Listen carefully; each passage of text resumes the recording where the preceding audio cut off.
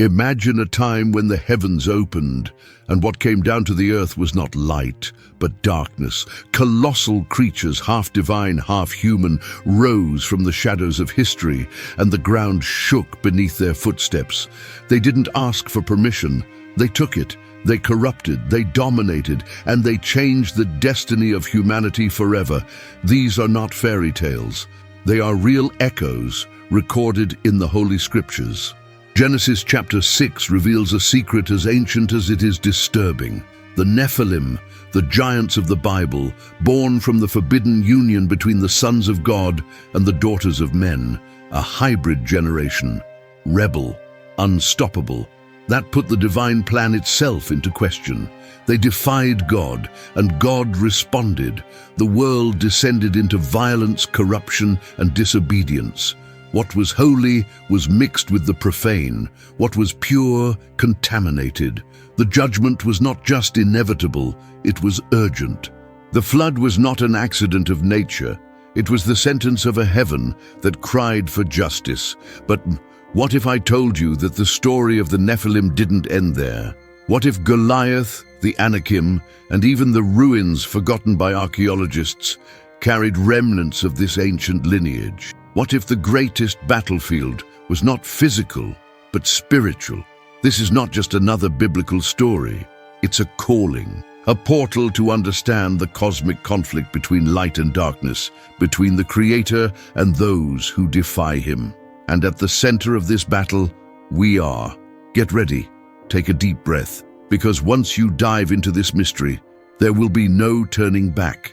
You will never see the Bible or the world the same way again. There was a time when the earth was not just inhabited by ordinary men. Something extraordinary and disturbing has appeared on the scene of creation. Genesis chapter 6 pulls back the curtain on an ancient stage where the so-called Nephilim walked among men. They were more than giants in the physical sense. They were living symbols of what happens when the boundaries between the divine and the human are transgressed. His presence wasn't just unusual, it was a spiritual wake-up call. They became mighty men of valor, but not out of honor. They were known for their domination and corruption. Imagine living in a world where colossal creatures dictated order, not only because of their size, but because of the influence they exerted. The biblical accounts do not exaggerate. The Nephilim represented a generation out of control, born from a union that should never have existed. The sons of God, fallen spiritual beings, took the daughters of men for themselves, ignoring the original plan of purity and covenant. What emerged from this mixture was decadence, a break between heaven and earth, a distortion of divine purpose. What's most frightening about this scenario isn't the size of the Nephilim, it's what they symbolize: a world without limits, a humanity left to its own will, where free will was used to break the alliance with the Creator. The earth was filled with violence, not as a random consequence, but as a result of rebellious choices. The Nephilim grew in the midst of this disorder, as if they were the physical reflection of the corruption and disobedience that reigned in their hearts. And this generation of giants was just the beginning of the judgment. When the Bible mentions that God saw that man's wickedness was great, there is pain in that look. The Creator, who tenderly shaped life, now witnessed the self-destruction of his masterpiece. The presence of the Nephilim was the straw that overflowed the cup of divine patience. But be careful, they were not the cause of the flood. They were the final symptom of a world that had rejected the light. Therefore, when the waters came, it was not a natural catastrophe. It was divine judgment, filled with justice and also with lament. It is interesting to think that, although giants, the Nephilim were not able to sustain a world without God. This teaches us something powerful. Size, fame, and strength do not equal permanence. They dominated for a while, but were swallowed up by the waters because they were not established in the truth. Today, many still seek to be giants in the eyes of men. Influence, status, control. But without a spiritual foundation, all of this is like sand before the wave. The story of the Nephilim is a mirror, and mirrors are uncomfortable. But did this story end there? Was the flood the end of this dark chapter, or do echoes of this lineage still whisper between the lines of the Bible? And more, what does this reveal about our own time, where giants no longer have armor, but voices, platforms, and ideologies? What comes next may completely change your view of the forgotten chapters of Scripture. Few chapters in the Bible arouse as much concern as Genesis 6. There, the expression "sons of God" raises a smokescreen that for centuries scholars have tried to cross. After all, who were these beings who took the daughters of men for themselves and generated the Nephilim? Theological controversy divides interpretations, like two mysterious trails that point to different origins, and both full of profound spiritual implications. The mystery isn't just in the words, it's in what they suggest about the spiritual world. One line of interpretation, the oldest and most literal, argues that the sons of God were fallen angels, spiritual beings who rebelled and invaded the order of creation. This view, supported by writings such as the Book of Enoch, presents a dark narrative. Angels transgressing their nature to possess human women, giving rise to a hybrid generation, corrupted from the womb. It's as if heaven has been violated from within. This interpretation exudes danger, fear, and alert. On the other hand, a more symbolic and moral aspect understands the sons of God as descendants of the holy lineage of Seth, and the daughters of men as women of the corrupted lineage of Cain. This reading preserves the human plane of the narrative, but does not diminish its gravity. It would be the marriage between obedience and rebellion, between light and darkness. This mixture would not generate monsters with muscles, but spiritual giants of perversion and idolatry. The metaphor is strong and unsettling. Both interpretations do not cancel each other out in importance. On the contrary, they reveal the depth with which the Bible deals with humanity's dilemmas. Whether fallen angels or conflicting human lineages, the result was the same: corruption, violence, and deviation from the divine plan. It's as if the text screams, when the sacred mixes with the profane, chaos is inevitable. The tragedy of the Nephilim is not just in their birth, it is in the thoughtless alliance that caused it. Perhaps the most fascinating thing is to realize that the Bible is not so much concerned with explaining, but with provoking. Her silence on some details seems intentional, as if saying, there are mysteries that only the revelation of the Spirit can decipher. And that's where faith comes in. This tension between literality and symbolism should not take us away from the text, but approach it with reverence, seeking more than answers, seeking meaning, because every mystery in the Bible is an invitation. What if it is precisely this ambiguity that reveals the greatness of God? A God who does not reveal everything but reveals enough. A God who allows us to see the edges of the invisible, so that we never forget that there is a reality beyond what the eyes can see. The origin of the Nephilim may be debated, but the damage they caused is undeniable. And in the next point, we will see how this origin triggered a spiritual and physical avalanche that would transform the world forever. The presence of the Nephilim on Earth was not just a strange phenomenon, it was an era changer. These biblical giants impacted the world so intensely that their existence changed the course of sacred history. They not only caused fear because of their deeds and strength, but because of the devastating influence they had on society. Instead of promoting leadership and order, they spread corruption and violence like a silent cancer. Where they walked, what grew was fear, not faith. The spiritual life of humanity was being suffocated, and few realized it. These beings had fame, dominion, and power. They became almost mythical figures, admired and feared, but spiritually rotten. They were a reflection of what happens when man worships strength but despises holiness. In a short time, its influence deformed values, relationships, and even the way of seeing God. The sacred became irrelevant, and perversion became the norm. Humanity was seduced by what seemed big, but was empty. It was as if the Nephilim had become the idols of a blind generation. The consequence was profound spiritual destruction. The worship of the Creator was exchanged for the worship of power. Humility gave way to pride. Love was swallowed by brutality. When violence spread, it didn't just stop at acts. It invaded the soul. The human heart has become hardened, resistant to repentance, deaf to the voice of God. Evil was not just in the hands, but in the spirit. It was then that the flood stopped being just a punishment. It became a measure of mercy to save what could still be restored. This chaotic scenario reveals something profound.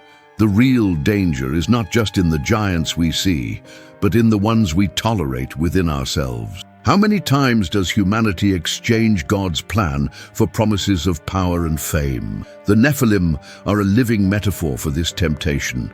They took for themselves what was not allowed to them, ignored the limits of heaven, and collapsed the spiritual order. The world entered a spiral of collective rebellion, and the worst part, all of this seemed normal to the eyes of the time.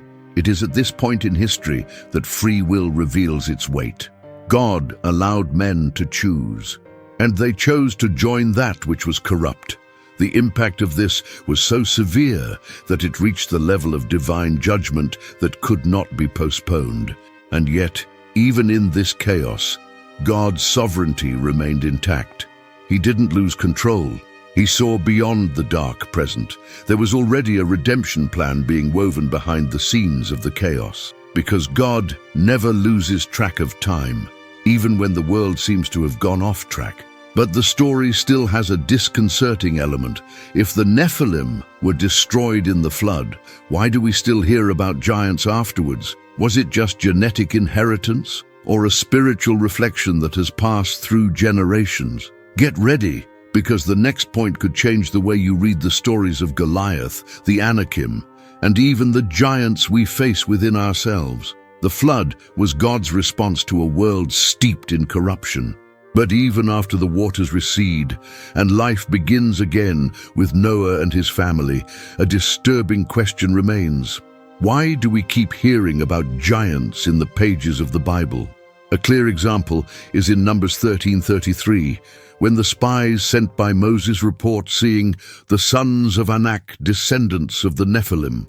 This doesn't just feel like memory, it feels like continuity. And this continuity suggests that the spiritual problem had not been buried with the waters. We cannot ignore the most famous name that emerges from this mystery, Goliath. The Philistine warrior, more than 10 feet tall, was not only a giant in stature, but in affront. He didn't just defy Israel's army, he defied God himself. Goliath's boldness echoes the spirit of the Nephilim: arrogance, power, domination. And the most impressive thing is that, although he fell before the faith of a young shepherd, his existence reveals that the influence of giants still existed among men. In addition to Goliath, the Bible mentions entire peoples linked to this lineage, such as the Anakim and the Rephaim, inhabitants of the lands that Israel was to conquer. They were feared for their stature, yes, but mainly for their reputation for invincibility. This raises a profound question. Did some of the Nephilim's genetics or symbology survive after the flood? Or are we facing an unresolved spiritual inheritance which resurfaces whenever man moves away from God? Some scholars argue that even with the extinction of the original Nephilim, the fallen angels could have returned to interact with men after the flood, reactivating the cycle of rebellion. Others point to a pattern. Whenever humanity relaxes in obedience, figures of destructive power rise up. Perhaps the focus is not on physical giants, but on the gigantic values of pride, idolatry, and violence that once again dominate. This, in itself, would be a sign that the spiritual lineage of the Nephilim was never completely silenced. But even among so many theories, one truth stands out strongly. God's people have always faced giants, not by chance. Their presence in the biblical narrative is not only historical, but pedagogical. Each giant is a reminder that faith must be greater than fear, and trust in the divine plan stronger than any intimidation. What fell with the flood was the flesh, but the spiritual challenges continued and are still present today. And it is exactly this point that leads us to deeper reflection. If the Nephilim represented rebellion and the distortion of the sacred, then the war was never just against flesh and blood giants. It is an invisible, continuous war where each generation is called to decide, does it align with the Creator or with those who challenge him? And in the next topic, this tension turns into battle, a spiritual conflict between good and evil that spans centuries and reaches us. Behind the story of the Nephilim is not just curiosity about giants, but a much older plot, the cosmic confrontation between obedience to the divine plan and the rebellion of darkness. From the first chapters of Genesis, we see this latent tension. The garden, the fruit, the serpent, all symbols of a battle that goes beyond the physical world. When the sons of God transgressed their place and joined the daughters of men, what was at stake was more than a mistake. It was a direct affront to God's sacred project. The Nephilim arise as a result of this forbidden union, a type of living spiritual weapon whose purpose was to corrupt, contaminate, dominate. They represent what is born when man turns away from God and embraces disobedience as a lifestyle. Their strength was not just in their muscles, but in the inverted spiritual authority they carried. Instead of serving the Creator, they became symbols of arrogance. Instead of following the light, they became markers of chaos. And this conflict was not in the past. The war between good and evil continues, but now in more subtle forms. We no longer see Nephilim on the streets, but we see ideas, ideologies, and behaviors that carry the same spirit. Today, the giants have other faces: pride, addiction, vanity, materialism. What makes them dangerous is that they seem harmless at first glance, but little by little, they take the place of God in the human heart. This is the essence of spiritual conflict, the fight over who occupies the throne of the soul. Throughout the Bible, this conflict is repeated. In Babel, in the wicked kings, in the false prophets. The pattern is always the same: creation trying to take the place of the Creator. What the Nephilim began, others tried to continue, defying holiness with irreverence, order with anarchy. But in all these clashes, God's sovereignty remains unshakable. He allows conflict, yes, but he never loses control of the battlefield. This teaches us that we are not alone in this war, and there is something even more powerful. God always raises up someone to resist. Like David before Goliath, like Noah before the wicked generation, like you, before your own giants. Free will is the field where this war is decided every day. The enemy may seem strong, but the promise is clear. Those who trust in the Lord will not be shaken. Resistance does not start in the arm. It starts in the soul. This is where good and evil fight their greatest battles. But what if this conflict, in addition to being spiritual, also left physical marks?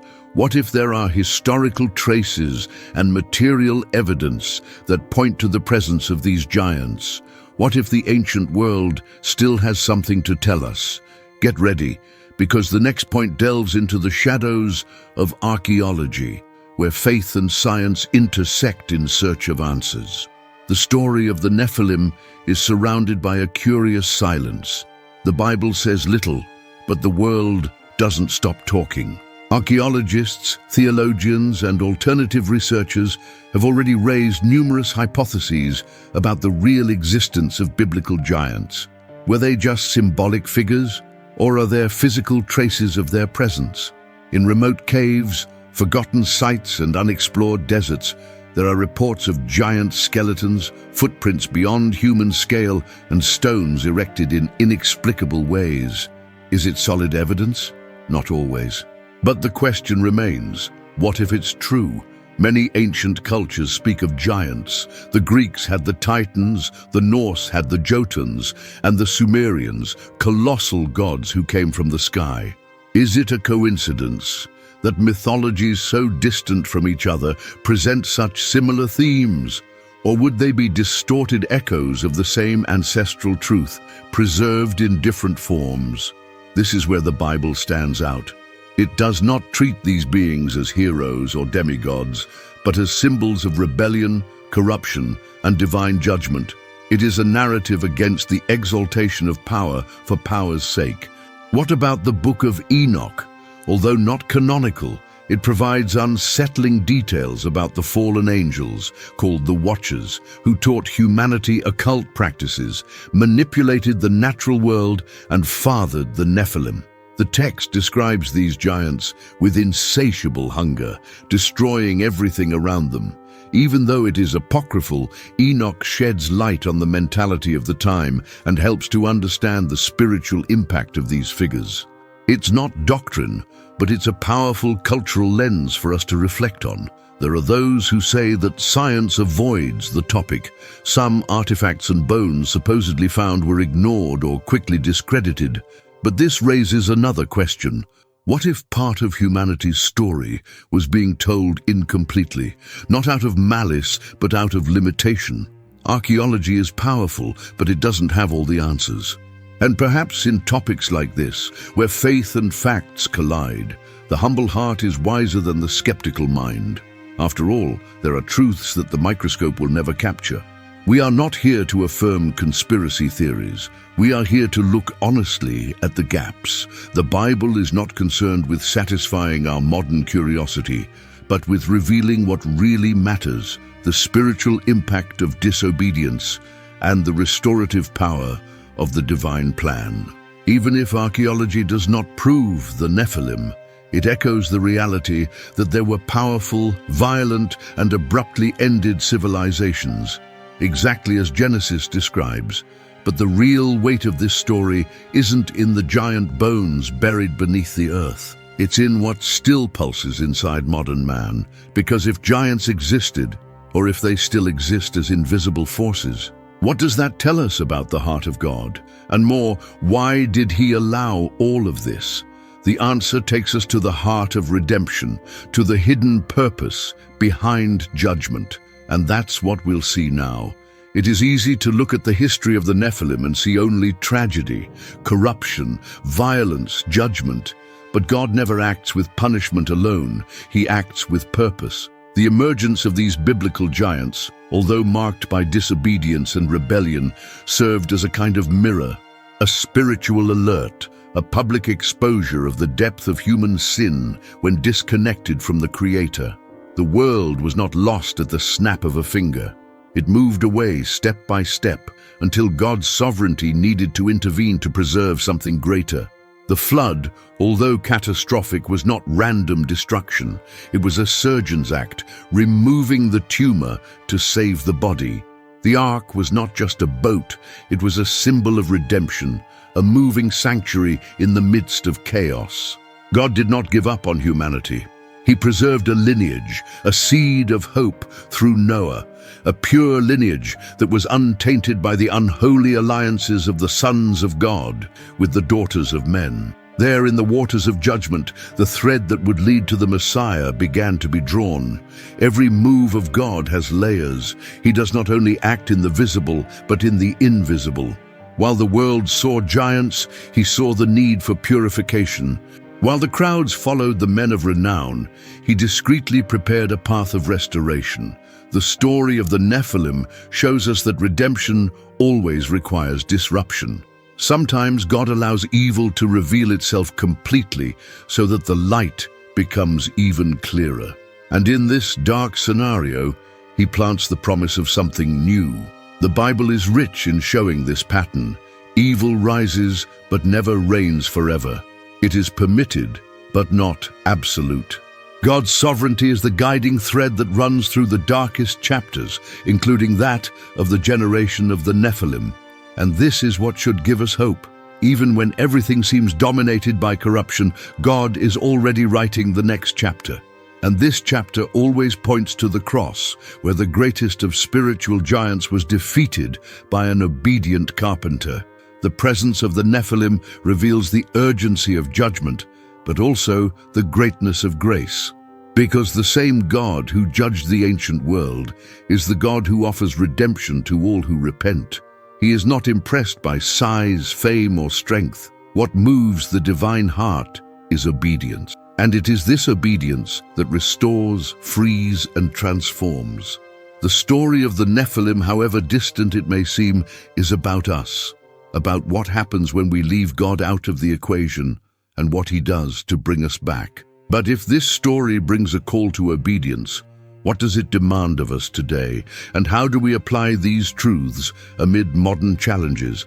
In the next and final point, we will look at contemporary giants who, although invisible, are as dangerous as those who once walked the earth. The Nephilim are in the past, but the spiritual giants live on.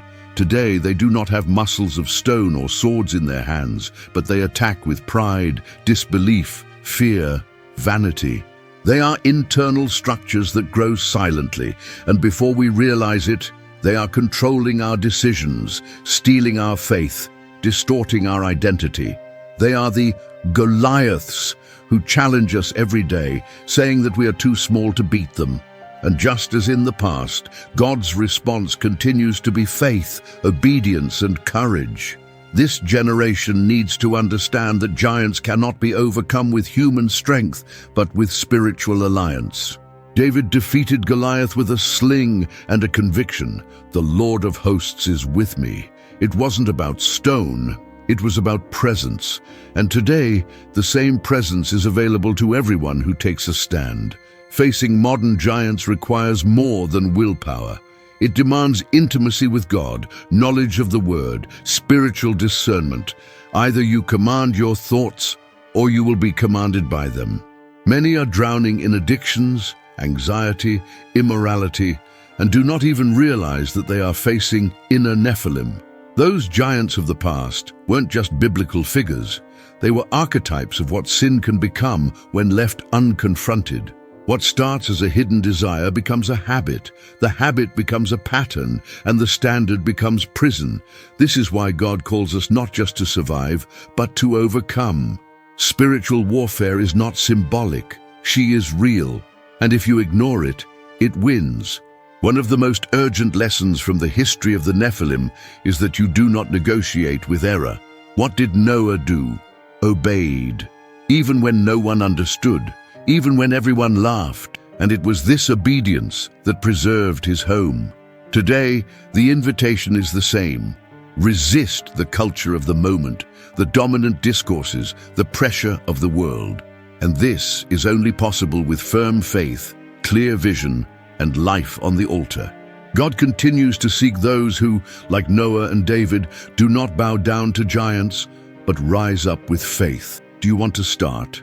Read Ephesians 6 and put on your spiritual armor. Pray with intentionality. Fast, not out of obligation, but as a weapon against what tries to dominate you.